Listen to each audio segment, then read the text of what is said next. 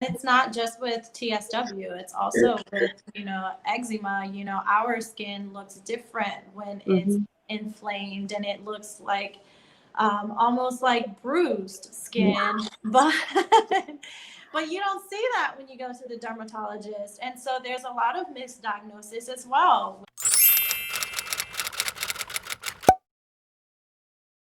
Today we are doing an interview with these lovely ladies, and they have an exciting mission that they're doing and a movement that they're creating too. And they're just all around doing something really exciting. I met them a few years ago at the Eczema Expo and a bunch of other eczema events as well. And they're really active in the community. They do great things. And so I'm just happy to introduce them to you here.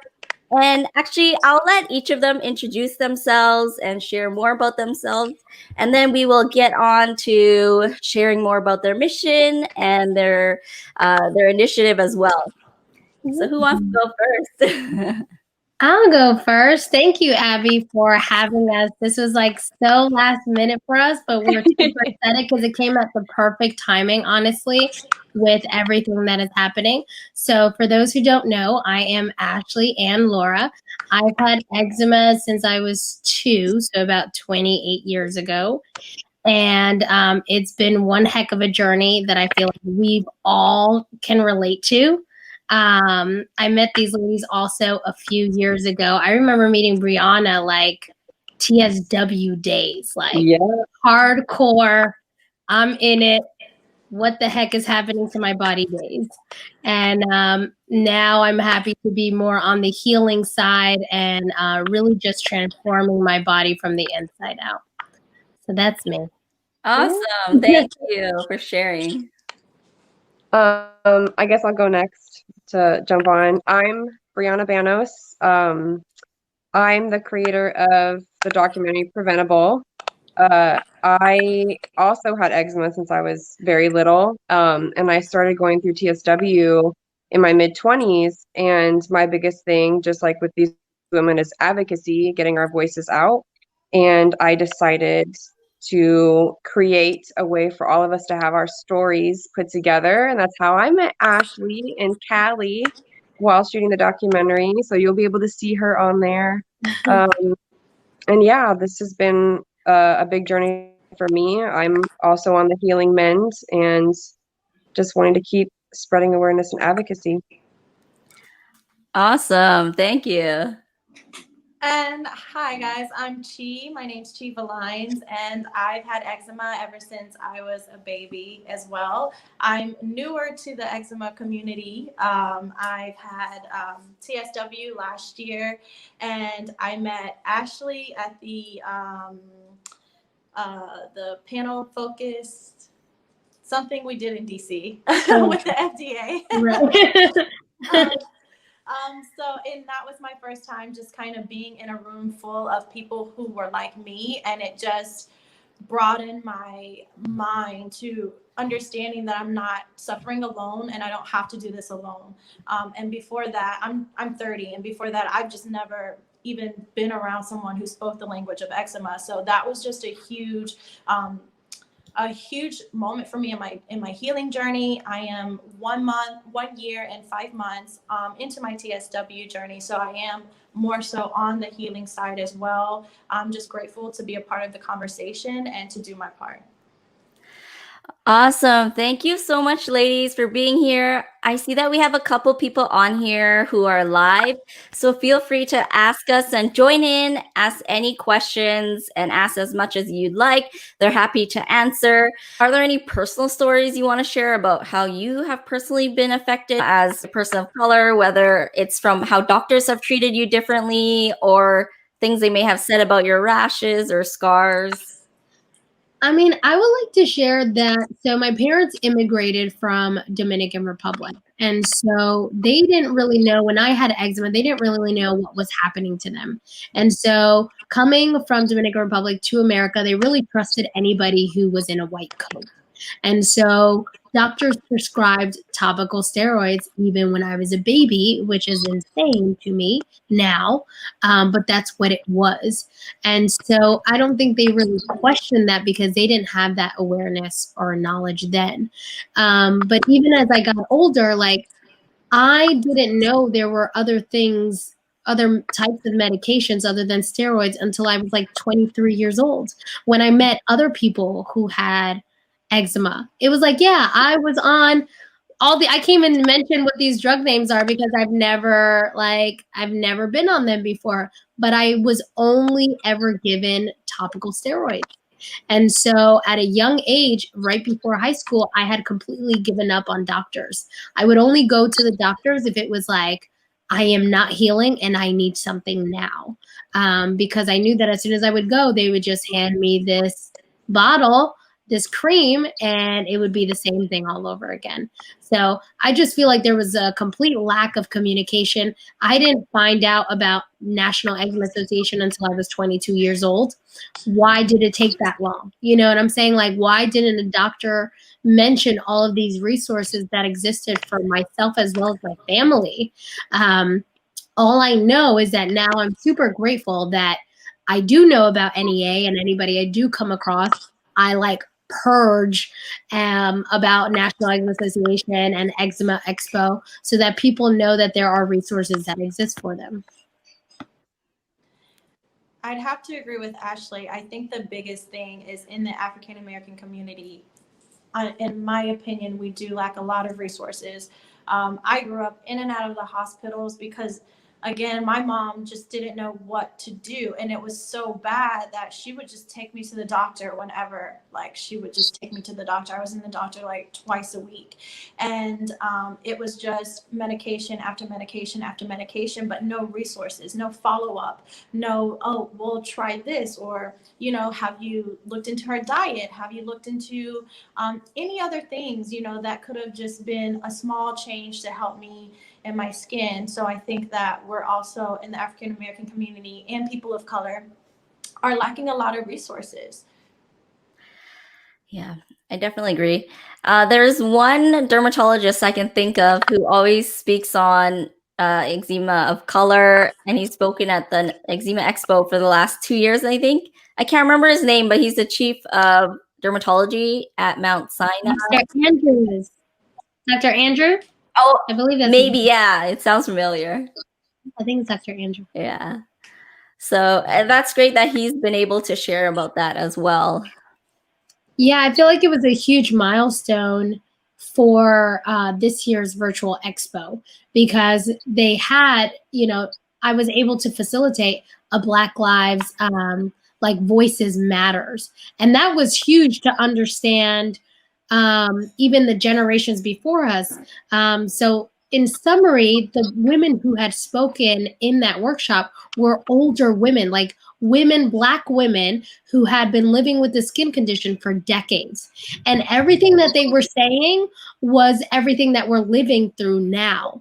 And so that showed me like, oh my, like nothing has changed. We're all in the same boat. And they were talking about how they had to handle this by themselves and how they had to go from doctor to doctor to doctor because nobody would understand them or hear them out as to the medications that would actually support them. They just wanted to implement steroids onto them. And so what I gained from that workshop was like, you know, continue being courageous as we are. We're definitely risk takers in this community, and we'll try whatever we see would be beneficial, even if that means that we'll sacrifice our health, which is AKA TSW, in order to gain and have a better future. And I feel like that takes one heck of courage to do, and it's a super brave thing. And fortunately, we are on the other side of that. But that's what sometimes it's going to take in order to see the change. Like we know our bodies best than anybody else. And so what I just invite anybody who is watching and who will see this after is to trust yourself and trust your body.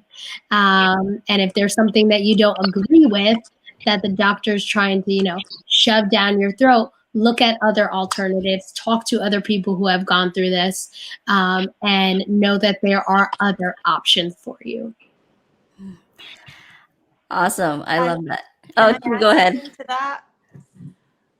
Go ahead. Yeah. Ashley, that was an amazing forum. I was in that one, and just to listen to these older women, basically, you asked earlier, Abby, what can people do? I think that especially people of color, I think it's so important that we use our voice. And you tell your story and you speak up about your story, because the more that we share with one another, the more we're helping our community, the more we're helping one another. These women were 60, 70 years old and just now getting into natural alternatives. And even, you remember one woman, she was living like in and out of hotels because she had so many allergens. And so she was just like living in a hotel. And the younger that the earlier you learn about your body and different alternatives and different ways to treat your skin, especially for people of color, I feel like the easier it is to heal yourself. So using our voice, even if it's just talking about it to your friends or informing other people about it, you're doing something. You're putting that out in the world. You're putting that information out in the world. So this isn't silence, so people of color aren't silenced when it comes to suffering from skin conditions. Awesome. And someone just posted a Facebook comment. She said, it's important to know what something looks like on different skin color in order to properly diagnose what we have. I was telling my husband the other day that my friend from Africa told me that to her I was colored because my skin changes color. And I was really thinking that when I looked at my skin going through TSW, my skin was red. But on skin that was darker, it wasn't red like mine. It was darker in color. So I really think it's important to know what TSW looks like on different skin. And then it cut off a bit at the end. But I agree. I mean, talking about the different shades of skin, like one thing really quickly that I remember as a young girl, I didn't tan like everybody else. And so I tanned in like a very grayish, sandish, like it wasn't a cute look for me, versus like other people would have this glow and I'd be like, why? Like I didn't understand why. And now that I'm healing, I'm seeing that glow within myself and I'm not tanning in that grayish way, which is just interesting and fascinating. Again, I don't know exactly what caused that, but it's just to show that there's a lack in me even understanding why I'm tanning in a different color than other people. Mm-hmm. Yeah, for sure. And it's not just with TSW. It's also with, eczema. Our skin looks different when it's inflamed and it looks like almost like bruised skin. But you don't see that when you go to the dermatologist. And so there's a lot of misdiagnosis as well with that. So that's a really, really great point that she brought up. Mm-hmm. Yeah. I remember somebody literally asking someone next to me, like, hey, I think she's wearing too much makeup. And in my head, I'm like, it's my eczema. I have zero makeup on. I'm all bruised up. It looks like I put, too much eyeshadow on. And it's like, no, girl, there's no makeup. Yeah. I've heard that happening to other people as well. It's tough. And even our texture is different. The texture of it is different. So it's, it's a lot that we need to talk about, and it's a lot to be to raise awareness for. Just those little things matter when it comes to skin of color. I once had eczema herpeticum and I went to the doctor and they thought it was just pimples. She said, no, it just looks like pimples. And then she did a swab, and then the next week we found out that it was herpeticum. Yeah. Wow. Yep. Yeah. The importance of going to the right doctor who actually knows. Who knows? How skin, especially within our community, works. Mm-hmm. Yeah, definitely.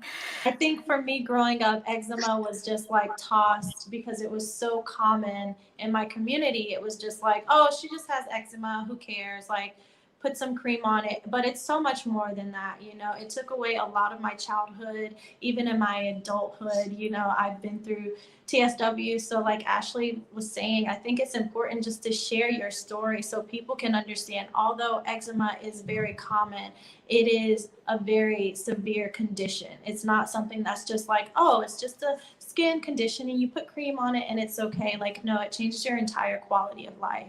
And Sasha asked, now that everyone is more on the healed side of TSW, do you still feel like you have eczema? So far, now that I'm more healed than not myself, I don't find I still have eczema. I wonder if I ever did. But she also says, everyone's skin looks amazing. Thank you. It took a lot to get here, honey. That's a good point. I think of that often. And I'm still I still don't know what my eczema looks like. I do feel like my eczema for a long time was steroid induced, because being a year, 5 months off of the steroids, I still have, you know, inflammation and pigmentation, but it's nothing like it was when I was using the drug. So I don't know really. I feel like I'm still going through TSW, and I feel like in a year, I really do feel like my skin's going to be clear. Amen. I am Yeah. Yes.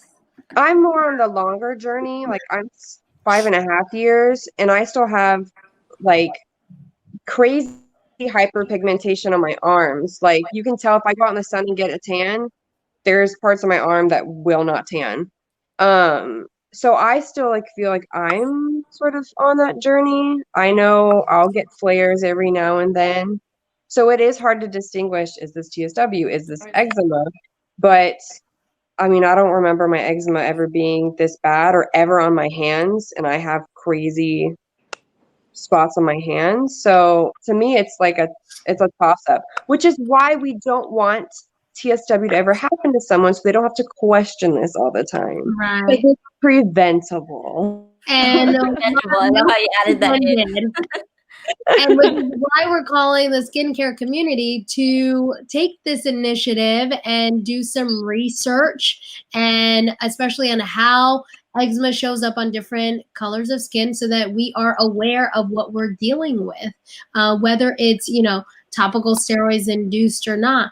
I mean, we're all in the question of it. I don't even think we know what real eczema even looks like, because of all the medications and because how different it shows up on everybody. So this is why we're here.